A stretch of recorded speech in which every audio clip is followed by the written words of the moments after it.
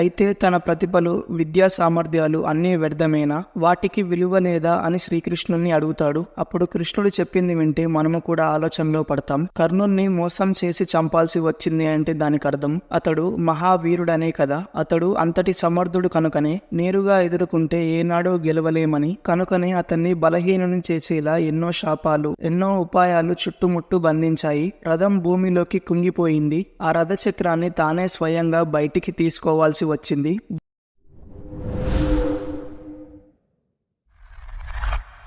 మహాభారతంలో ప్రధాన పాత్రల్లో కర్ణుడి చరిత్ర చాలా విచిత్రమైనది. ఎంతో గొప్ప వీరుడైనప్పటికీ మిత్రలాభం కోరి తనను తాను అంకితం చేసుకున్నాడు. నిజానికి తనను తాను త్యాగం చేసుకున్నాడని చరిత్రలో మాత్రం దానవీన సూన కర్ణుడిగా పిలువబడ్డాడు. ఎంత గొప్ప వస్తువు అయినప్పటికీ అది ఉన్న చోటుని బట్టి దానికి విలువ కడతారు.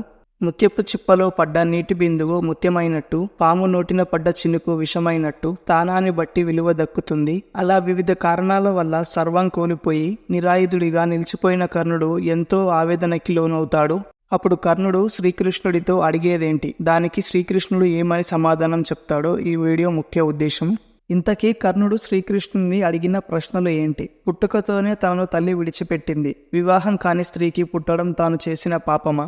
ద్రోణాచార్యుడు విలువిద్యలు నేర్పనన్నాడు. తాను క్షత్రియ పుత్రులకు మాత్రమే నేర్పుతాడట. పరశురాముని ఆశ్రయిస్తే ఆయన విలువిద్యలు నేర్పాడు కానీ కర్ణుడు క్షత్రియ పుత్రుడు కాదని నిజాన్ని తెలుసుకొని అతనికి శాపం పెట్టాడు. నేర్చుకున్న విద్య ఖచ్చితంగా ప్రదర్శించాల్సిన సమయం వచ్చినప్పుడు ఆ విద్య మొత్తాన్ని మర్చిపోవడం జరుగుతుందని శాపం పెట్టాడు. పొరపాటున తాను వేసిన బాణం ఆవుకి తగిలి చనిపోవడంతో ఆ ఆవు యజమాని కూడా శాపించాడు. ద్రౌపది స్వయంవరంలో తాను సూత్రపుత్రుడని అవమానించారు. కానీ తల్లి కుంతి యుద్ధానికి ముందు తనను కలిసి తన జన్మ రహస్యం చెప్పింది. కానీ ఆవిడ తన పుత్రులకి ప్రాణహాని కలిగించవద్దని చెప్పింది. మరి అందరికన్నా ముందు పుట్టిన బిడ్డ క్షేమం అవసరం లేదా? ఇవన్నీ కర్ణుడు కృష్ణుణ్ణి అడిగాడు. కర్ణుడికి దక్కిన స్థానం, గౌరవం, మర్యాద, అధికారం అన్నీ కూడా దుర్యోధనుడు ఇచ్చినవే. మరి మిత్రుని తరపున యుద్ధం చేస్తే తప్పేంటి అని కర్ణుడు కృష్ణుడిని అడిగాడు. సూర్యపుత్రుడిగా పుట్టినా కానీ పెరిగింది మాత్రం మరొకరి దగ్గర. ఎన్నో విద్యలు నేర్చుకున్నా కానీ ఏవీ తనకి ఉపయోగం పడకుండా పోయాయి. అందరిలోనూ అవమానం. చేరదీసిన మిత్రుడి కోసం ప్రాణం పోయే వరకు నిలబడ్డాడు. ఇదంతా కర్ణుడి దోషమేనా? దీనికి శ్రీకృష్ణుడు కర్ణుడితో ఏమని చెప్పాడో తెలుసుకుందాం. శ్రీకృష్ణుడి జన్మ కారాగారంలో జరిగింది. ఎప్పుడు పుడతాడా, ఎప్పుడు ప్రాణాలు తీద్దామా అని కంసుడు ఎదురు చూస్తున్నాడు. పుట్టిన వెంటనే తల్లిదండ్రులకు దూరమై గోపాలుర ఇంట్లో పెరిగాడు. కర్ణుడు పిల్లాడిగా ఉన్నప్పటి నుంచి రథాల చెప్పుళ్ళు, గుర్రాల పరుగుళ్ళు, బాణపు సవ్వడులు వింటూ పెరిగాడు.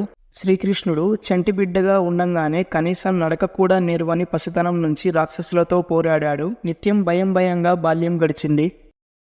వచ్చిన మేనమామ కంసుడు పంపగా వచ్చిన వారే. శ్రీకృష్ణునికి సైన్యం అంటూ ఏదీ లేదు. యుద్ధ విద్యలు కూడా రావు. కర్ణుడు విద్య నేర్చుకునే సమయంలో గురువులు అతని ప్రతిభకు తెగ మెచ్చుకునేవారు. అంతటి విద్య శ్రీకృష్ణుడు నేర్చుకోలేదు. 16 ఏళ్ల వయసు వచ్చాకే సాందీపుని వద్ద శిష్యరికం చేశాడు శ్రీకృష్ణుడు. కర్ణుడు తాను కోరుకున్న స్త్రీని వివాహం చేసుకున్నాడు. కానీ కృష్ణుడు తాను ప్రాణం కన్నా ఎక్కువగా ప్రేమించిన రాధని కలిసిందే లేదు. శ్రీకృష్ణుని వరించిన వాళ్ళంతా అతన్ని కోరి వచ్చిన వాళ్ళే. అతని చేత రాక్షసుల బారి నుంచి కాపాడిన వాళ్ళే. తన వాళ్ళని కాపాడుకోవడానికి యమునా తీరాన్ని వదిలి సుదూరంగా సముద్ర తీరానికి తీసుకెళ్లి ఇక్కడ ఉంచవలసి వచ్చింది.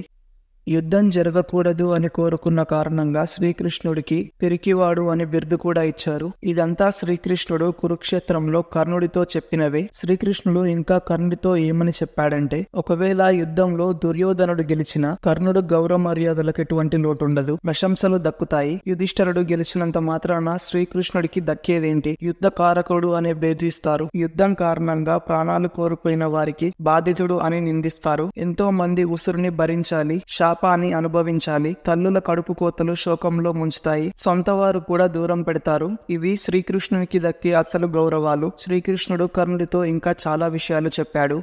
జీవితం ఎవరికి గాల్లో తేలిపోతూ హాయిగా సాగదు. ప్రతి ఒక్కరిని కాలం పరీక్షిస్తూనే ఉంటుంది. అందరికీ సవాలు విసురుతూనే ఉంటుంది. ఈ జీవితం అనేది చాలా కఠినమైనది. ఎవరి పట్ల జాలి చూయించదు. దుర్యోధనుడు అన్యాయానికి బలయ్యాడంటే యుధిష్ఠరుడు అదే అన్యాయానికి బలి కాలేదనా? నిజానికి సత్యమేంటో ధర్మమేంటో కర్ణుడికి తెలియకపోలేదు కదా అంటాడు శ్రీకృష్ణుడు.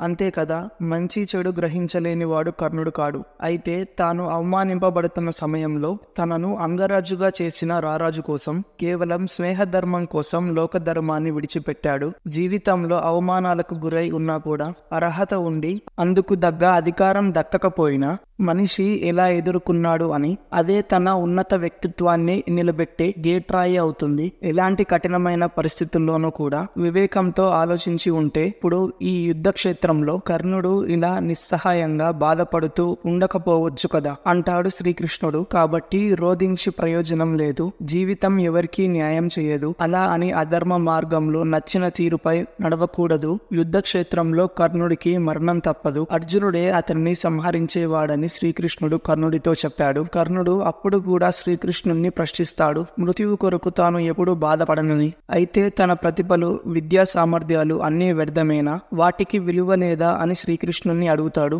అప్పుడు కృష్ణుడు చెప్పింది వింటే మనము కూడా ఆలోచనలో పడతాం. కర్ణుణ్ణి మోసం చేసి చంపాల్సి వచ్చింది అంటే దానికి అర్థం అతడు మహావీరుడనే కదా. అతడు అంతటి సమర్థుడు కనుకనే నేరుగా ఎదుర్కొంటే ఏనాడో గెలవలేమని, కనుకనే అతన్ని బలహీనుని చేసేలా ఎన్నో శాపాలు, ఎన్నో ఉపాయాలు చుట్టుముట్టు బంధించాయి. రథం భూమిలోకి కుంగిపోయింది. ఆ రథ చక్రాన్ని తానే స్వయంగా బయటికి తీసుకోవాల్సి వచ్చింది.